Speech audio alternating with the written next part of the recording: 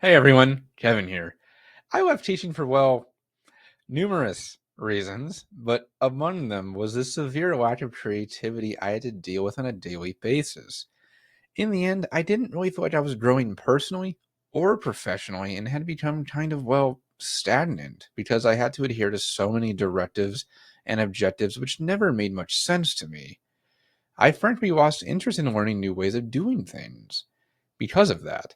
As an instructional designer now, though, I get to be creative every single day, but that leads to the potential for creative differences. I wanted to talk today about how to handle when you have those creative differences with coworkers on your team, because it's going to inevitably happen. Whether that be something as simple as you disagree on colors and fonts in a project, or something more complicated like you disagree on how to present course content or knowledge checks to a learner, and ultimately reach an impasse because of it.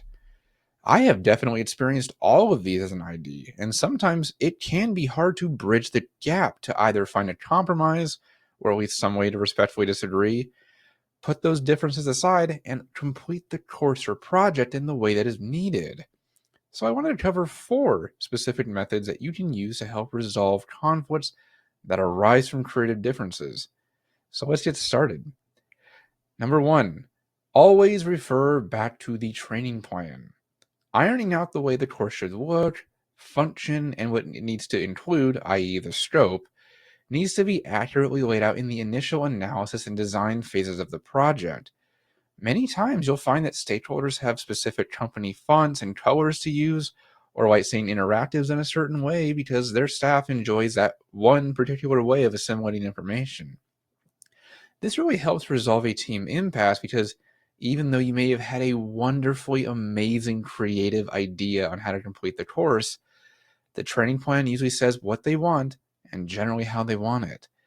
Consequently, this gives you an objective answer to the creative difference, which is by definition a subjective idea. Now, number two, understand that different people will have different priorities. This kind of relates to the first point, but is a little bit different. Again, you and a coworker may have had a serious creative difference where you disagreed on the way to showcase, say, a certain piece of media in a course, such as wanting to place music over a video instead of the existing audio that's in the video. Your idea may be great, but it just may not align to the vision that your project manager or stakeholders have for the course. In these moments, it is always important to not let the person who quote unquote loses think their ideas were ignored or passed over, but instead praise them and just explain why another way was selected over theirs. That shows empathy and approval of the idea instead of outright ignoring it. This not only resolves the current creative conflict, but prevents conflict down the road where a team member begins to get resentful and angry over the feeling that their creativity is constantly being stifled. Never let these disagreements fester over a long period of time. It always ends badly for everyone involved.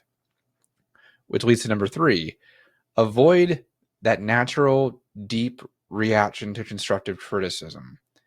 As someone who has genuine trauma from my time as a teacher where I always received destructive criticism instead, I have always struggled with this one myself. Believe me, it is never an enjoyable experience when someone questions your creative ideas, but learning not to react to the criticism itself allows you to ask why your idea doesn't work in a much more even handed way. If you can step away for a few minutes, get some fresh air, and distance yourself, when you come back, reread that constructive criticism and focus on the learning and understanding the other person's thought process.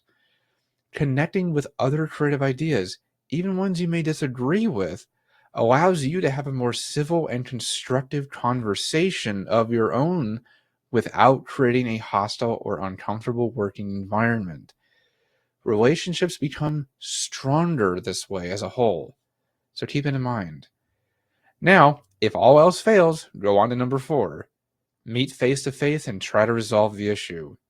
Now, whether that literally means face to face in person or over a Zoom call, either's fine. Sometimes you just need to sit down and talk with the person you are having that creative disagreement with. I have reached that point before and needed to have such a conversation myself over some criticisms based around the way that I made knowledge checks and how they align to the learning objectives. You'd be surprised how much making eye contact, paying attention to the other person's body language and vocal inflections or tone leads to better outcomes. With the increasing virtual nature of our work these days, it is easy to lose that crucial method of expressing feelings and ideas with your voice. Many times you may actually discover that you both wanted the same thing, but just had different methods of going about it. Keep that personal connection, and you will find the creative differences will be handled in good, mature ways moving forward. There is nothing wrong with having creative differences. It is how you respond to them that is actually important. Working together reaps great rewards if done properly and can lead to better deliverables in the long run. But that is it for today. As always, I am here to help you navigate these issues if you need help. See you next time.